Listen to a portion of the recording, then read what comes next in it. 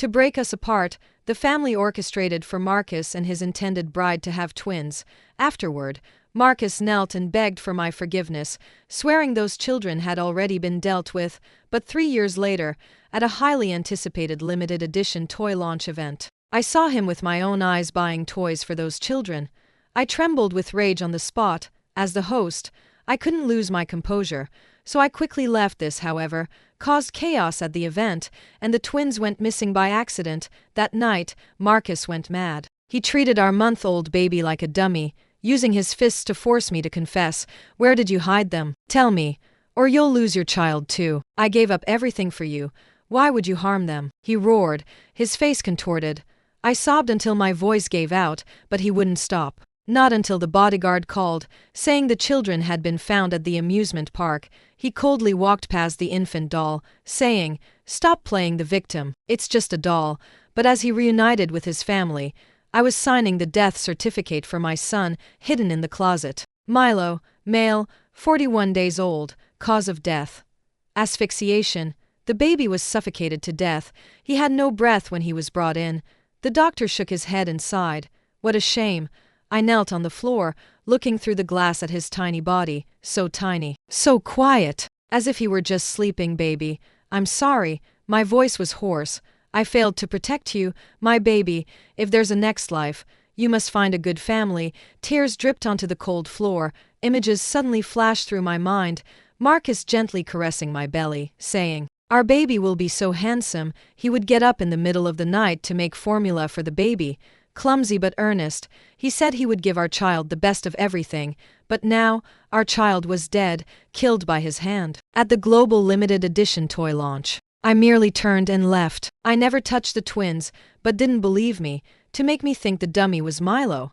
He locked Milo in the closet and with bloodshot eyes, punched the infant doll. 1 hit, 2 hits, 3 hits, and locked in the closet, had less and less oxygen. His cries grew weaker and weaker until they completely disappeared.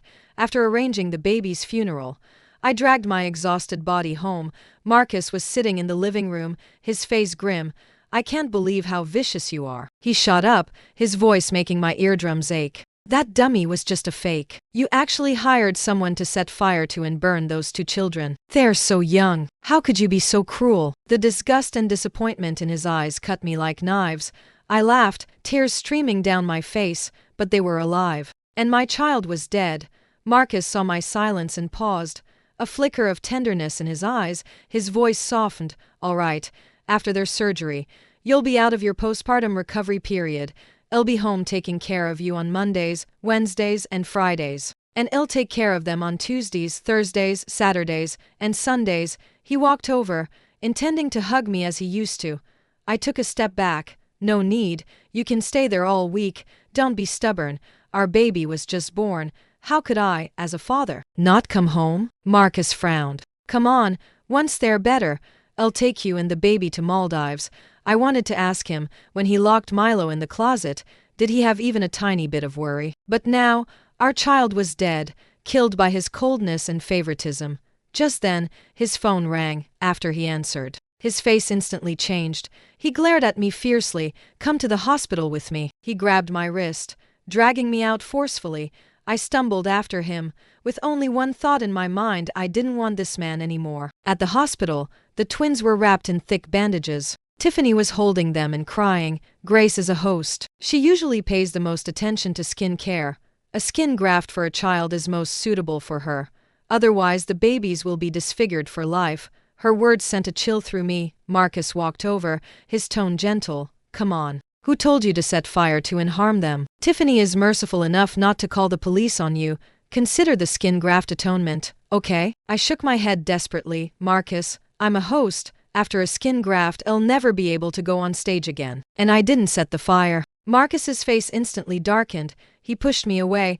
"Are you still trying to argue?" I fell to the floor, tears streaming uncontrollably. "Marcus, how could you do this to me?" "I've been good enough to you," he said coldly, looking at me. "Stop pretending to be innocent." 2 nurses walked over and forcibly took my arms.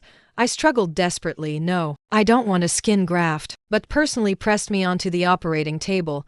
The moment the anesthetic needle pierced my vein, there was no pity in his eyes, those eyes, once full of love for me, now held only disgust. As the anesthetic rushed in and my consciousness blurred, I heard Tiffany's soft laughter. Marcus, you're so good. You'd even give up Grace for the children. I heard panting sounds from the hospital room. Marcus, Grace is willing to get a skin graft for the children. That's truly admirable, Tiffany said with a hint of shyness. It's what she deserves. How can she be a mother and have such a cruel heart? Marcus's voice was rough, but her skin is really good. The children will be beautiful with it. I wanted to open my eyes, to speak, but my body wouldn't obey. The twins' cries as they woke up interrupted them. They stopped immediately, and Marcus gently went to comfort the children, just like Marcus used to be with me. But I would never care for that kind of gentleness again. Margaret pushed the door open. Finally, someone had come to care about me, but when Margaret saw me awake, she immediately scolded me. You did this so wrong. It's good that you still have a conscience and are willing to give those 2 children a skin graft. Otherwise, I wouldn't have the face to see your father. My heart completely froze. I could only sob, trying to explain. Margaret, no. Milo has already been killed by them. Margaret glared at me angrily. How could you become like this? Your child is perfectly fine at Dorothy's house. You're even saying something so terrible about your child just to deceive me, she sighed, crying. I raised you with utmost care. How did you become like this? Never mind. I'm going abroad to clear my head. You reflect on yourself. I was so anxious that I wanted to get out of bed and pull her back. Margaret, listen to me. Tiffany immediately said gently, your mother is right, Grace. How can you say the child is dead? That's such a bad omen. The hatred in my heart was unbearable. I furiously picked up the hot soup from the bedside table and threw it at Tiffany, but my body was too weak after the skin graft. Tiffany gently blocked it, and the scalding soup spilled all over herself. Ah! I screamed. My freshly grafted face burned even more painfully. Marcus rushed in and demanded, what are you doing? Tiffany immediately pretended to be innocent. I wanted to feed Grace some soup, but she didn't appreciate it and tried to scald me. Marcus roared, I can't believe how vicious you are. I must have been blind back then. I shouldn't have fallen out with the family for you. He pulled Tiffany away to quickly tend to her wounds, leaving me alone in the hospital bed. The pain of the scalding and the pain of the skin graft mixed, making me wish I were dead. Even, who loved me the most, didn't believe me anymore. I laughed. Marcus wasn't the only one who was blind back then. Marcus pushed open the door and saw the small memorial service set up in the living room. In the black and white photograph, it was our month-old son. His face instantly contorted, and he angrily called me. What are you doing? You even set up a memorial service just to get back at me. I heard a click sound over the phone. He sent me a video. The memorial service had already been cleaned up. It was too inauspicious. I'm giving you 10 minutes. Get back here and explain yourself. Hanging up the phone, my heart was ashes. He didn't even leave me a last memorial. I dragged my weak body home. As soon as I entered, I saw the twins tossing Milo's urn back and forth. Stop. Milo, my child. I screamed, rushing over. Marcus sneered. Your child? What kind of act are you still putting on? I stammered. Marcus, Milo is really dead. This is his ashes. A flicker of doubt crossed Marcus's eyes. Tiffany gave the twins a look. The 2 children immediately burst into tears. Aunt is lying. We were just playing with the baby. The baby was clearly alive. How could Aunt say he's dead? The twins cried loudly. Marcus cursed. How can you be so vicious? The 2 children were just playing with the baby, and you're saying something so terrible about your own child. I'm not lying. These 2 children are lying, I argued, my voice trembling. Tiffany pinched the 2 children. They immediately cried out, we want to play with the baby. The baby is gone. Aunt must have hidden him. Slap. Marcus violently slapped me. My face, already painful from the skin graft, now stung even more. I looked up, tears rolling down my cheeks, looking at this stranger in front of me. I said, let's get a divorce. Marcus's eyes flickered with panic for a moment. Then he began to coax me. Grace, don't be silly. I know you're not in a good mood. I'm not being silly. We're getting a divorce, I insisted, repeating myself. He became completely enraged. You've been used up by me. If you divorce me, what man would want you? And as Marcus and I were struggling, the twins were playing and had already emptied the contents of the urn into the toilet. It gurgled down the toilet with the water. No. I immediately rushed over and pushed the twins away, but it was too late. All the ashes were flushed away. The twins cried immediately after being pushed down. Tiffany quickly rushed over. "Don't be scared, babies, mommy's here." She pretended to care for the children, but said passive-aggressively, "Grace, how could you push the children? They're still young and don't know any better." I knelt by the toilet, desperately trying to retrieve something, but there was nothing left. Marcus saw the crying twins and instantly exploded in rage. He dragged me to the basement. "You're being utterly unreasonable. Since you don't like them, then stay here and reflect." The basement door slammed shut. "My biggest fear was the dark," Marcus once said. "Grace, don't be afraid of the dark. The lights in this house will always be on for you." From outside the door, I heard the twins' laughter and Tiffany's gentle cooing. "A happy family of 3. Brenda rushed me out of the basement. She lowered her voice. "Madam, you should leave quickly. This is all I can do for you." Brenda was the only one in the family who still had a conscience, simply because I had once helped fund her child's education. Dragging my exhausted body to the company office, I prepared to retrieve the only photo of Milo I had at my workstation. Downstairs, the highly anticipated limited edition toy launch event was being held again, filled with laughter and colorful balloons. These work scenes that once excited me now seemed particularly blinding. My supervisor saw me, and his face instantly filled with disgust. "How dare you show your face here? You offended the family, and they haven't put you in jail. That's only because Mr. Marcus's wife is generous." I stood there silently, waiting for him to vent further. "Do you know that because of you, the company was almost blacklisted by Hayes? Now the entire industry is talking about your scandal." The supervisor continued to rant. "Married for 5 years, I had never been accepted by the family. Even outsiders viewed me this way." I ignored him, waiting for the press conference to end so the supervisor could stamp my document. Suddenly, there was a commotion at the event, and Tiffany appeared with the twins. "Everyone, look, this is that vicious woman." Tiffany pointed at me and shouted loudly. Everyone's eyes instantly focused on me. She was jealous of my twins. Not only did she set fire to try and burn my babies to death, but she also faked the death of her own newborn child to gain sympathy. "Look at the scars on her face. That's her deserved karma. She hired someone to commit arson to get revenge because she wanted those highly anticipated limited edition toys. My children are only 3 years old, disfigured by her, and now they have to undergo painful skin graft surgeries." Tiffany had tears streaming down her face. The twins cooperated, showing their bandaged wounds, and said in childish voices, "Bad Tiffany wanted to burn us. She also said she would throw us into the fire." The audience immediately became indignant. "How dare someone so ugly come out and harm people? How could she harm children? She's inhumane." I trembled as I tried to explain. "I'm not the other woman. I never made our relationship public because I wasn't accepted by the family." I took out my phone and found a news report from 5 years ago about Marcus and me getting our marriage certificate. After a moment of silence, people began to whisper, "Everyone, don't be fooled by her. I've never been married to her." Marcus appeared. I felt my heart violently torn apart. "These are all faked by her." Then he walked over to me and whispered coaxingly, "Grace, don't make a scene. Your identity can't be revealed. I'll make it up to you when we get home." Hearing his words, the crowd grew even angrier.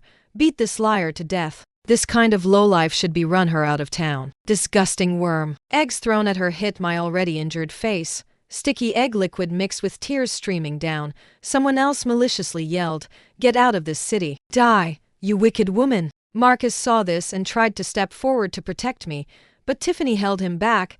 I was in a state of disarray amidst the public scorn. My supervisor hurriedly stamped my document. "Quick, go. Don't drag the company office down." I staggered out of the company office building. I called a cab directly to the airport and bought the earliest departing flight. My child's ashes were gone. I had no luggage to take with me. Sitting in the waiting area, my phone suddenly rang. It was Marcus calling. I looked at the name flashing on the screen, and finally pressed the answer button. "Grace, where are you?" His voice was anxious. I laughed, tears streaming down my face. "Marcus, we will never see each other again." A coastal town was very quiet. I found a guest house to stay in. The landlady was very warm. When she saw the scars on my face, there was no disgust in her eyes. "Girl, did something happen?" I shook my head. "No. I just want some peace and quiet." This was the first time I had felt kindness in a long time. Meanwhile, Marcus stepped into the empty villa. He searched everywhere. the bedroom, the kitchen, the basement, every corner. Finally, he found a note on the dressing table. "I'm leaving and will never come back." Just a few simple words. And his heart stopped. He immediately dialed my number. But it was off. He called again and again. "Still off, Grace. Grace." He shouted my name in the empty house. Tiffany returned with the twins. Seeing him in such a distracted state, a triumphant curve appeared on her lips. "Marcus, what's wrong? Where's Grace?" she asked, feigning concern. "She's gone." Marcus's voice was hoarse. A sly gleam flashed in Tiffany's eyes, but she looked extremely worried on the surface. "No way. Where could she go?" She walked towards Marcus and gently patted his shoulder. "Marcus, don't worry. Grace might just be out to clear her head. She'll be back in a couple of days. Her mental state hasn't been good lately. She keeps talking nonsense about the child being dead. It might be postpartum depression." Tiffany's words were like a calming balm. Marcus felt a slight irritation towards Tiffany for the first time. His taut nerves relaxed slightly, and he nodded. "You're right. She does seem a bit off." Tiffany seized the opportunity to get closer to him, her voice filled with perfectly timed concern. "Marcus, why don't we call the police? What if something really happens to Grace?" "No need." Marcus waved his hand. Letting her calm down might be good too. He looked at Tiffany, a flicker of guilt in his eyes. "Tiffany, you've worked hard these past few days. It's no trouble, Marcus." Tiffany leaned into his arms. "We're family. It's what we do." The twins innocently asked from beside them, "Daddy, is Bad Aunt never coming back?" Marcus froze for a moment. Tiffany immediately crouched down and said gently, "Babies, don't talk about Aunt like that. She's just not feeling well. But she pushed us, and she said we were wild kids." The little girl complained tearfully. Tiffany gave Marcus a meaningful look. "Children don't lie." Marcus's face instantly darkened. He remembered my final desperate look, remembered me crying repeatedly that the child was dead, remembered my horror in the basement. But now, all of that was overshadowed by Tiffany's words. She might really be sick, he murmured to himself. 3 days passed, and Marcus's phone never left his side. Every time the phone rang, he would instantly grab it, his eyes full of anticipation. But each time, it was just a work call or spam message. Disappointment piled up, and he began to grow irritable. Tiffany entered the living room carrying nourishing broth, a hint of triumph in her eyes. She deliberately lowered her voice, feigning concern. "Marcus, did Grace leave any message before she left?" Marcus suddenly looked up, pain flashing in his eyes. The scene from that night resurfaced. Grace locked in the dark basement, desperately pounding on the door, her voice growing fainter and fainter. "She's been afraid of the dark since she was little. I shouldn't have locked her in the basement." Marcus's voice was filled with remorse. Tiffany was overjoyed inwardly, but her expression became even gentler. "You were only trying to protect the twins. Grace is so smart, she'll understand." She walked to Marcus and gently caressed his shoulder. "Besides, she loves you so much. She'll definitely come back. Look, she didn't take any luggage. She's just throwing a tantrum." Marcus's eyes instantly brightened. "You're right, she didn't take anything." This discovery made him excited, like grasping a lifeline. Grace didn't even take her favorite necklace. How could she really be leaving? Tiffany took the opportunity to suggest, "How about we don't look for her for now? Let her calm down on her own. She'll come back when she's thought things through. She'll cherish this home even more then." Marcus nodded in agreement, his mood instantly improving. But in the dead of night, everything changed again. He lay in bed, tossing and turning, unable to sleep. When he closed his eyes, he saw Grace's last look, dead, despairing. And a strange look he had never seen before. That wasn't a tantrum. It was a goodbye. Marcus suddenly sat up, drenched in cold sweat. He rushed to the balcony, looking at the empty parking space downstairs. Grace's car was still there. She really left without taking anything. A terrifying thought surged into his mind. She wasn't just clearing her head. She was leaving for good. Marcus grabbed his phone to call, but remembering his promise to Tiffany that day, he put it back down. "Never mind. Just wait a little longer. Maybe she'd be back tomorrow. Maybe she just stayed in a hotel for a few days. Maybe." He kept finding excuses for himself, but the inner panic grew stronger and stronger.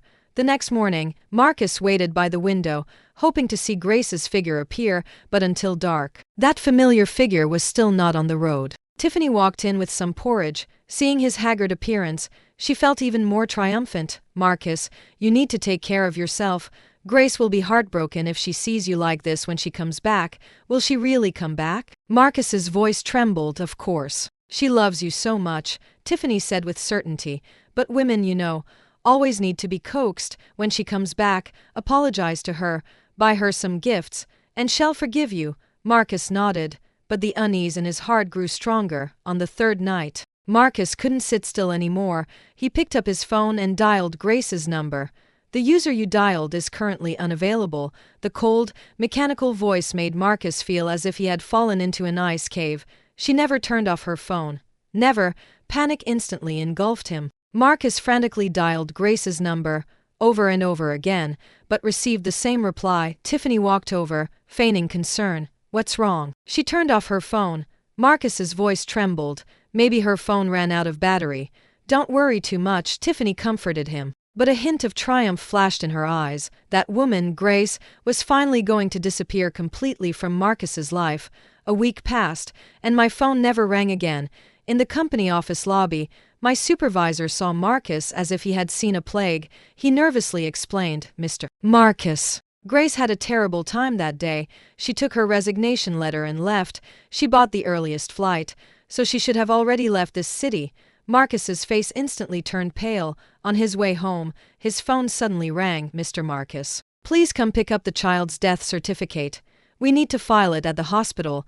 His hand gripping the steering wheel began to tremble violently. What death certificate? It's your son Milo's death certificate, the one who was 41 days old and died of asphyxiation. Did you forget? The doctor's words struck him like lightning. Marcus nearly crashed his car. He frantically turned around and sped towards the hospital. At the hospital morgue entrance, the doctor handed him a death certificate. The time of death was clearly written on it. It was precisely the day. That very moment, when he had punched the dummy, Marcus collapsed onto the cold floor, his hands trembling as he covered his face. He had killed his own child. He had truly killed his month-old son. It turned out that wasn't a dummy. It was his flesh and blood. That tiny body had lost its breath little by little under his fists. While he was still roaring and demanding to know the twins' whereabouts, Marcus let out a bestial roar, completely breaking down. He remembered my desperate eyes that day. Remembered me crying I don't know over and over again. Remembered me begging him to stop while holding the baby. But he heard nothing. He only believed Tiffany's words, only believed the cries of those two children. He rushed home, frantically searching for any trace of me. The closet was full. The dressing table was cluttered with bottles and jars, but there was no sign of Grace. Marcus remembered the scene of the twins flushing the ashes down the toilet, and his stomach churned. He reached over the toilet, tears dripping into the dirty water. Tiffany returned with the twins. Seeing him in this state, a hint of triumph flashed in her eyes. Marcus, what's wrong? She asked, feigning concern. Marcus looked up, his eyes bloodshot. You knew the child was dead, didn't you? Tiffany guiltily took a step back. I don't know what you're talking about. You knew. All of you knew. Marcus suddenly stood up. Only I was like a fool. The twins were scared and cried. Tiffany quickly picked them up. Marcus, calm down. The children are scared. Scared? Marcus sneered. My child is dead, killed by my own hands. Tiffany's face changed. That's not your fault. Grace deliberately hid it. Shut up. Marcus roared. It's all my fault. I believed you. And I killed my own child. He began to frantically search for my whereabouts, airport surveillance, flight records, hotel registrations. He used all his connections and resources. Finally, he found that I had gone to a coastal town. Marcus immediately booked the earliest flight. On the plane, he clutched the death certificate, tears dripping onto the paper. A life of 41 days, destroyed by his own hands. And I, after enduring all that pain, chose to leave. He remembered my last desperate look, remembered my resolute tone when I said I wanted a divorce. Now he finally understood. I wasn't throwing a tantrum. I had truly given up. In the cafe by the sea, I held my coffee cup, my gaze passing through the floor-to-ceiling windows to the distant horizon. It had been a month. For the first time, I felt alive. Grace. That familiar voice came from behind me, and my hand trembled slightly. I turned. Marcus stood at the entrance, his eyes sunken, his face covered in stubble, a far cry from his former confident appearance. What are you doing here? I put down my coffee cup, my voice so calm it surprised even myself. He walked closer, each step like treading on knife blades. I'm here to apologize. Apologize. I chuckled. Now you know how to apologize. About the child, I was wrong. His voice trembled. I killed our child with my own hands. Hearing those words, my heart violently constricted, but soon, that slight pain was covered by coldness. Do you think a sorry is enough? Marcus suddenly knelt, and the other guests in the cafe turned their heads.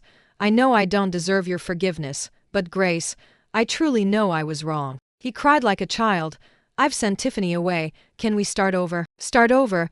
Those two words were like a dull knife, cutting open the last scar in my heart, Marcus. I stood up, looking down at him. Do you know what I've been thinking about this past month? He looked up, his eyes full of anticipation. I've been thinking, if I could turn back time, I would never have fallen in love with you. His face instantly turned pale. You personally killed our child, trampled on my dignity for a manipulative woman, and locked me in the basement when I was in the most pain. My voice grew colder and colder.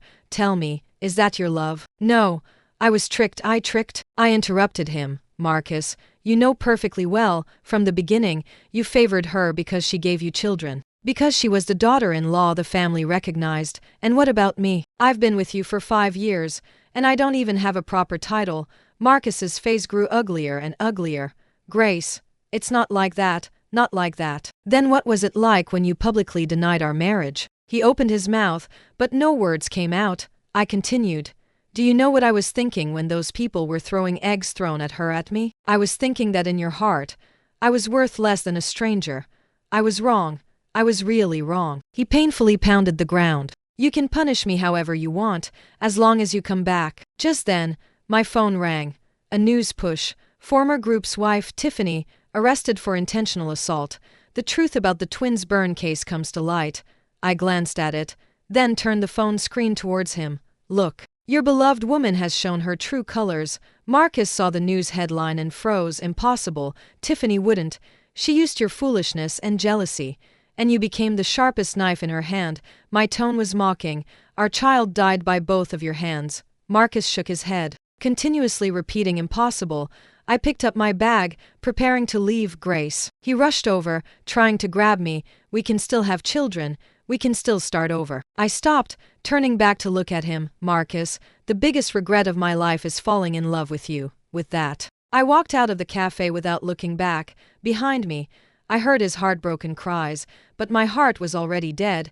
The who could give up everything for him had long since left this world forever, along with my child. 3 days later, I was working at a small restaurant by the sea. Guests were chatting, and the TV was broadcasting news. Hayes CEO Marcus committed suicide in a detention center last night. My hand, holding a plate, paused. Guests whispered. I heard it was because of the dead child. Serves him right, the beast who killed his own son. I continued to wipe the table, my movements mechanical. The owner walked over. Grace, are you all right? You look a little pale. I shook my head. I'm fine, but my phone vibrated again. A push notification. Tiffany gives interview in jail, claims everything was for love. I clicked on the video and saw that face I would never forget. Tiffany sat in the interrogation room, actually smiling at the camera. I don't regret it. She said to the camera, Marcus was supposed to be mine. Who is Grace anyway? She thinks she's innocent. That child was just a burden anyway. I helped Marcus solve his worries.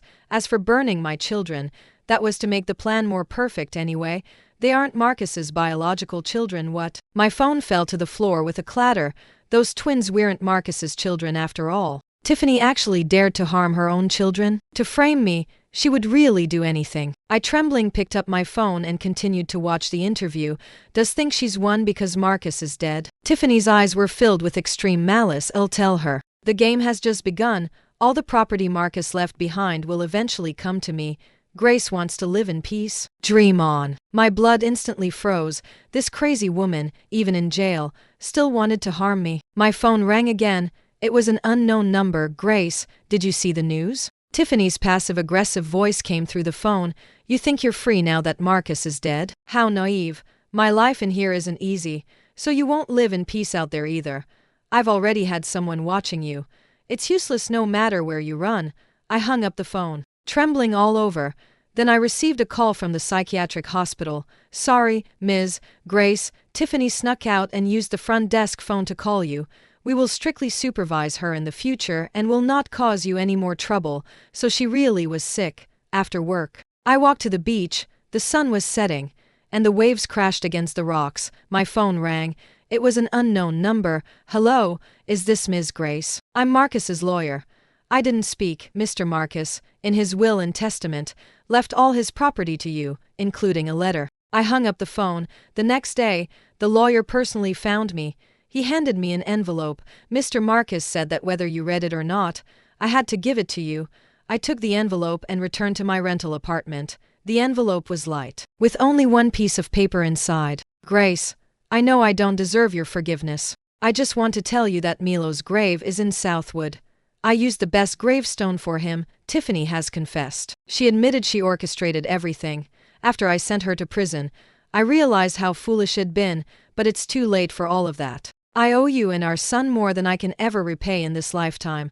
If there's a next life, I'll be Milo's loyal servant, working tirelessly for him. You must live well. Forget about this bastard I am." After I finished the letter, I calmly tore it to shreds and threw it into the trash can. That night, I dreamed of him again.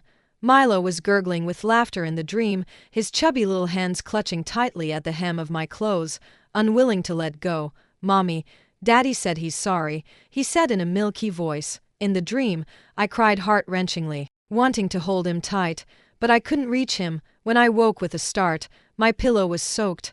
I sat up, outside the window. The moon was full and cast a cold, desolate light into the room. Marcus was dead. Tiffany was in prison. But my child would never come back. I got up and walked to the mirror. The woman in the mirror was gaunt, her face disfigured by crisscrossing scars from the skin graft, looking hideous, but her eyes no longer held despair. Instead, they were calm, like still water. My finger traced the engraved ring on my ring finger. I had been wearing it for the past month. The engraved ring glimmered in the moonlight, with the words Marcus carved into it. I yanked it off and violently hurled it at the trash can. The engraved ring hit the wall with a jarring clang, as if mocking my foolishness. Lying back on the bed, scenes from the past 5 years flashed through my mind. The thrill of our first meeting, the sweetness of our wedding, the joy of my pregnancy, and finally, the despair and pain. But all of that was in the past now. I remembered Milo's face when he first opened his eyes to look at me, and his little nose crinkling when he first laughed. Marcus couldn't steal these beautiful memories, nor could Tiffany destroy them. The sound of waves rolled in, one after another, and I slowly drifted off to sleep. The next day, I woke up and started packing my luggage. I'd spent a month in this coastal town. It was time to leave. I needed to go somewhere further, to truly bid farewell to the past. Before I left, I went to Southwood. Milo's gravestone was small, with in memory of our Milo carved on it. Fresh white chrysanthemums lay before the gravestone. I had replaced them yesterday.